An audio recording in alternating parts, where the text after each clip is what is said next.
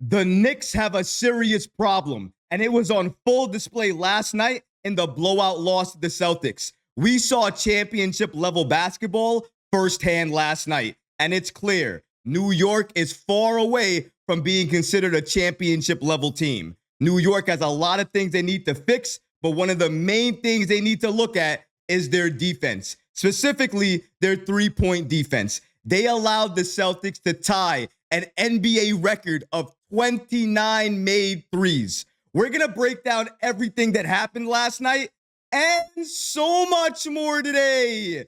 If you're not already subscribed to the channel, go ahead and hit that subscribe button now. And make sure you have notifications turned on so you don't miss a second of the new content.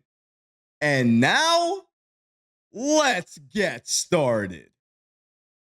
The Knicks have a serious problem. I was so hopeful going into opening night. I thought with the roster that the Knicks had, even though it was new and we just put it together, I thought going toe-to-toe with the Celtics, I thought it was something that we could get done and we could be a very tough matchup for them. Not only were we not a tough matchup, the Celtics continued to do the exact same thing. Penetrate, create, kick it out to the open corner, and then that player would make a three, and then they would run to the other side and play defense. It happened each and every time, and the Knicks had no answer for it. We could not stop it. And in the process, we saw the Celtics hit 29 of them. Even though the paint defense was okay, it wasn't the best. It was still something that needs to be improved on, but it still wasn't as bad as the Knicks' three-point defense. Their perimeter defense, with having two of the best wings in the league, is just not acceptable. We have OG Anunoby. We have Mikal Bridges. Why are we allowing the Celtics to shoot that many threes and for that many threes that they shoot to be open? If Jaylen Brown is open from three and you're running toward him trying to contest, you already lost that battle. That shot is likely going in. The same thing is true of Jason Tatum. If you get caught behind the screen, or if you're not putting in that second, third, or fourth effort, you're not going to be able to beat the Celtics. They are going to dominate you. And that's what we saw last night. Basically, from start to finish, going from the first quarter all the way to the fourth quarter, the Celtics basically dominated the Knicks, blew us out by 20 or more points. It was a tough watch. And for an opening night matchup, a matchup where a lot of Knicks fans had so much hope, not only were we destroyed in the process, but now we have some serious questions to answer. As you can see here, the Knicks lost this game 109 to 132. And before I break down all the stats, I want to make something clear. Even though the Knicks have a serious issue to work on in terms of that three-point defense, it's early. We have chemistry issues. There's a lot of things we need to fix. But once it all clicks, once it's all there and it works, we are going to be an extremely dangerous team. But until then, we have a lot of things to work on, and the defense is chief among all of them. In terms of field goal percentage, Boston allowed us to shoot 55%, and we allowed them to shoot 51%. So in terms of offense, I'm not too worried about that because it's clear. With Jalen Brunson, he looks the same. He can get his shot whenever he wants to. And once the chemistry comes, the offense from the entire starting unit will come as well too. So the offense, not too worried about that, especially in the second half where a lot of our starters were starting to play the game a little bit better and play together. Mikal Bridges being one of them. But the defense, like I said when I was covering preseason, there are habits for defense. And no matter what you're playing, preseason, practice, it doesn't matter. Habits will follow you. And if you're having bad defensive habits in preseason, you're going to have those same habits during the regular season. And we saw that on full display last night against the Celtics. We allowed them to shoot 63s, and they were able to convert on 48% of them. Why? Because a lot of them were uncontested. Some of them wide open. A lot of them, we had defenders running toward the Celtics. And when you're doing that against the likes of Jason Tatum, Derek White, Jaylen Brown, you are going to lose the game each and every time. Open threes against a Celtics team that loves to shoot threes, it's open season for them. They're going to do it each and every time. And that's exactly what they did. It was extremely hard to watch. And I was yelling at my TV at times saying, Why aren't you going up? Why aren't you pushing into the defender? Why aren't you sending more help on that side? Nothing was happening. They were having open shots, open look after open look. And each time they did that, my head sunk right into my hands because I could not believe what I was watching. A lot of those threes, like I mentioned, were wide open. And against the Celtics, you can't do that. If you do that, you're going to get blown off the floor. And that's exactly what happened to us. As you can see here, for three-point percentage, the Knicks were 37%, but we only took 30 of them and made 11. Conversely, the Celtics were 48% from three. 48% from three. We allowed them to take 61 threes, and they made 29 of them. We allowed them to take 61 of them, and they made 29 of them, almost setting an NBA record. It was historic. It was hard to watch, and it's something the Knicks need to work on. In terms of free throw percentage, the Celtics went to the line 8 times for 88%. The Knicks, 75%. Turnovers, the Knicks turned the ball over 11 times compared to the Celtics' only 3 turnovers. With regards to assists, the Celtics had 33 assists, and the Knicks only had 20. In terms of the boards, the Knicks were out-rebounded 40-34. 11 of those rebounds that the Celtics grabbed were offensive rebounds compared to the Knicks' only 5 offensive rebounds. Block shots, they were both even at 3. Steals, the Celtics had 6 compared to the Knicks 2. And in terms of personal fouls, the Celtics had 15 compared to the Knicks 12. More than the three-point percentage, and obviously that was an issue. Another stat that jumps off the page for me is the rebounding. We were out-rebounded by the Celtics. We got to remember, this Knicks team last season was a top team in terms of rebounding, especially offensive rebounding, second chance opportunities. That was mainly how the Knicks won most of their games. But last night, they were not able to get that many offensive rebounds. They were taken advantage of by the Celtics. Even though they were not able to defend the 3, they were also not able to get rebounds when they missed. And that was crucial for them last year. If they're not able to do that this year, and they're not taking as many threes, and they're missing shots, it's going to be a very tough time for them to beat the top-level teams in the league. We're going to have to correct that as soon as possible. That means everybody has to give effort on the rebounding end of the ball. Not only Towns, it has to be OG, it has to be Mikal, it has to be Hart. Everybody who's on the floor needs to contribute on the rebounding end because clearly we don't have Mitchell Robinson. We don't have Precious Achiuwa. We don't have players that we can insert into the game to get us rebounds. That means we have to do it by committee. We have to do it collectively. Last night, New York was not doing that. We also were not communicating last night on defense. That's why the Celtics were able to take advantage of us so many times on the three-point line because every time they were able to pass it, swing it to an open player, and no Knicks player would communicate. Sometimes we would get caught behind screens and still not communicate. We can't do that and consider ourselves a championship-level roster. It just won't work. And shout out to Zach Lowe for giving us the following information here as well, too. According to him, New York is thin, injured, and very early developing chemistry, which really showed tonight. All of that will improve, but Boston is the favorites for a reason.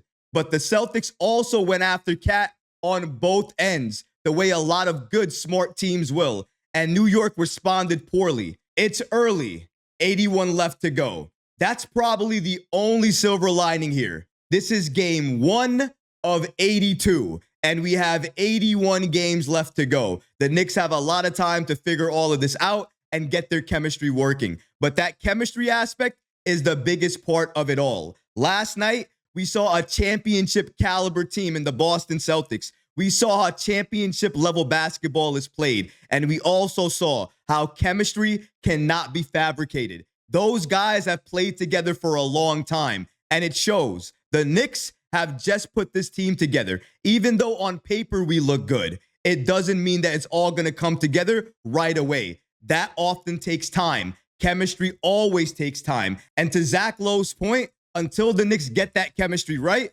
smart teams like the Boston Celtics are going to take advantage of them. But let's take a look at exactly what some Knicks players did last night in this loss to the Celtics. Shout out to New York Basketball on the app X for giving us the following information. Jalen Brunson in the season opener, 22 points, 9 of 14 from the floor, a minus 23 on the game. This is what Deuce McBride had to say after the game against the Celtics. That's championship level basketball. For us, it was a punch in the mouth. We got to respond. Obviously, it's a long year. Can't overreact to one game, but I don't think that's how you want to go into a year and set the tone. One thing we can take away from this game and at least be excited about, or at least be happy about, is Jalen Brunson and his performance. Because regardless of anything else anybody wants to say, Jalen Brunson is a superstar. He's consistently good. And regardless of anything the Celtics were throwing at him, he was able to get by, play his game, get inside, take contact, go to the line, or at least get inside and finish the shot. Either way, though, Jalen Brunson looked amazing. He looked smooth, and he was doing Jalen Brunson things. If you were worried or concerned about his game, concerned about the injury or how it would affect his game going into this season, you're not worried about that anymore. Jalen Brunson is good, and out of all the players I saw last night in that orange and blue, he's not one of those players I'm worried about. Mikal Bridges, on the other hand, is starting to concern me just a little bit. His first game as a Knick, 16 points, 7 of 13 from the field, 2 of 7 from 3, 0 rebounds, 2 assists, minus 33. This is what Ian Begley had to say when he talked to Josh Hart and he asked him about Mikal Bridges and his shot changing. Josh Hart calls the discussion of Mikal Bridges' perimeter shot stupid and stupidity, saying Bridges puts the work in and he's going to be good. Hart notes that Bridges' perimeter shooting 38% for his career. The talk around it is stupid, according to Hart, and we're not really going to entertain it.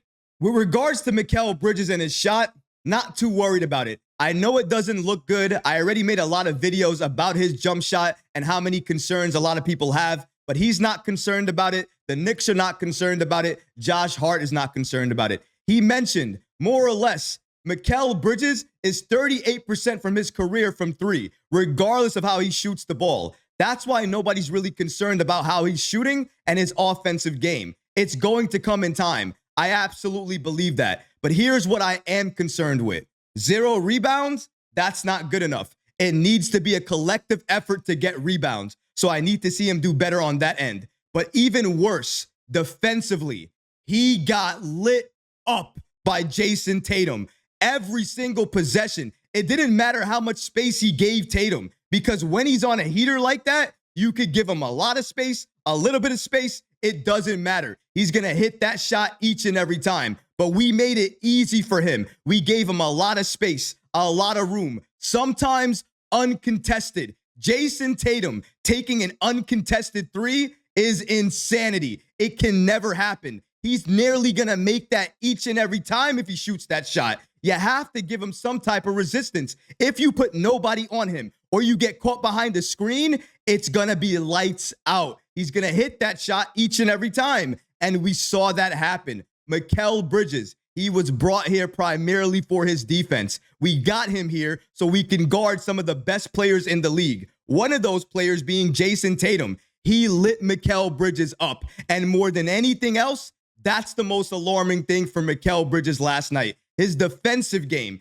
That's not something I thought I would be sitting here talking to you guys about right now. Defensively, I thought Mikal Bridges was going to be fine. But after what I saw last night against Tatum, I'm very concerned. That's not something you want to see. If you take a look at the Knicks defensive schemes that they're running, it looks like a lot of the same schemes they ran last year and the year before that. What I'm talking about is they pack the paint defensively, and then on the perimeter, they allow the opposing team to do whatever they want. Shoot near open shots. And if you do that against some of the best teams in the league, you are going to lose. I don't think it's the personnel. I think it's the coaching and the defensive schemes. Tom Thibodeau needs to get better here, because it doesn't matter who we have on our roster. If we're not being coached the right way on defense, we are going to fail in terms of perimeter D. And we've always had an issue with that under Tom Thibodeau. This is not the first year. So seeing it again this year with the level of talent that we have is unacceptable. It needs to be corrected and it needs to be fixed. Notice how I'm not talking about offense at all, because I think the Knicks offense last night was actually pretty good. It wasn't that bad.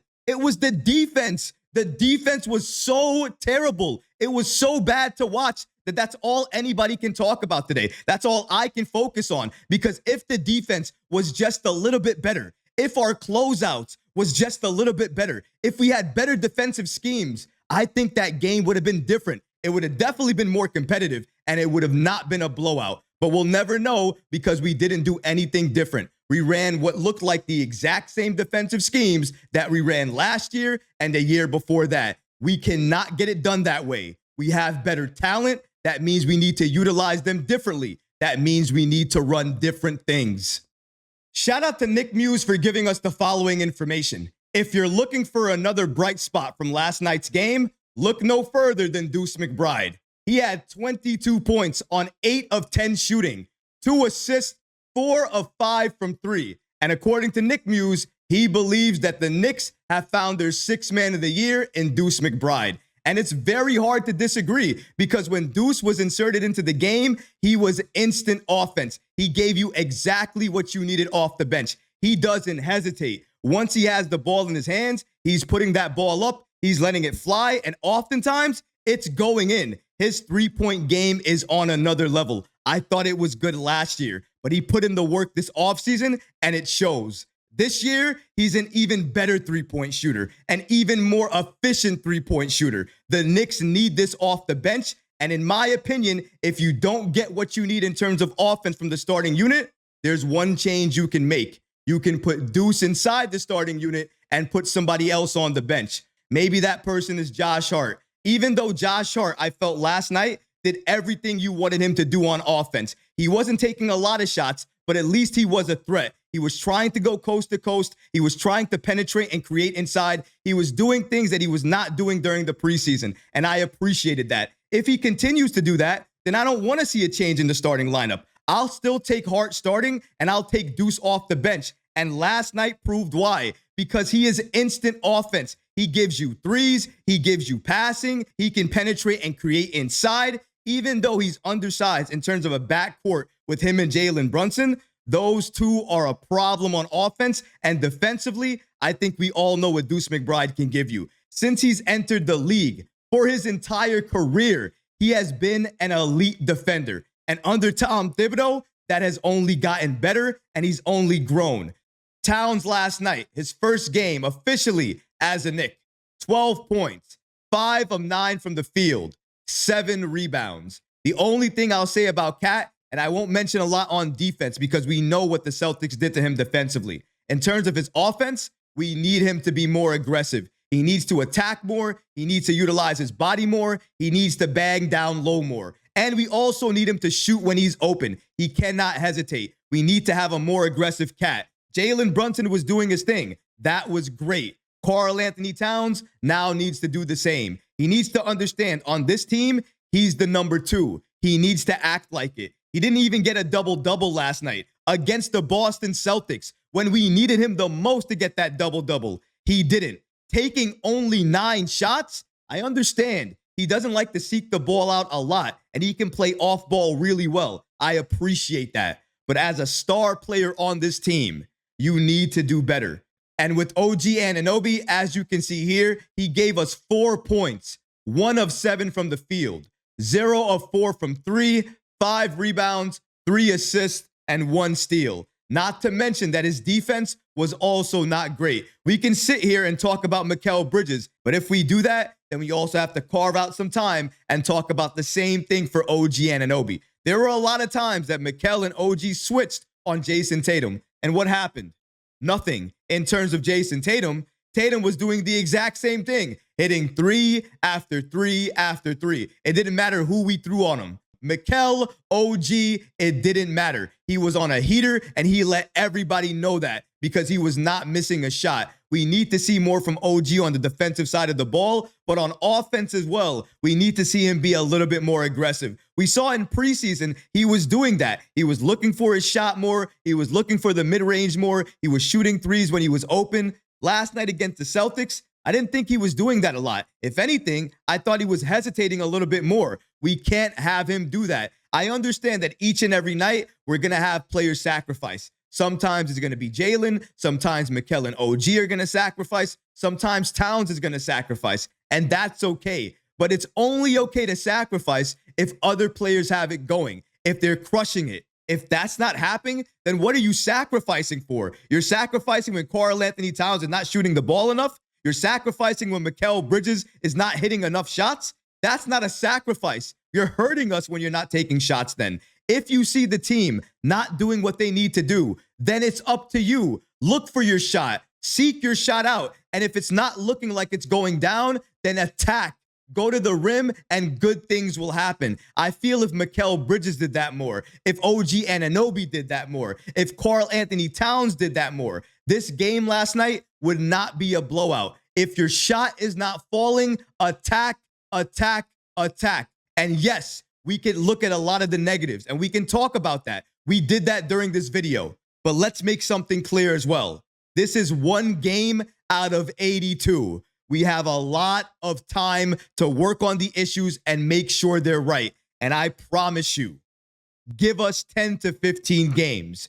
This team is going to look better. Our chemistry is going to look right. And our defense is going to be locked down. And once that happens, the league better watch out. The league better be put on notice because the Knicks are going to be unstoppable once everything comes together. I know it's going to take time, but I'm going to be patient. We were so patient to create this team, to give us a championship level roster. I'm going to give it a few games before I jump out of the window.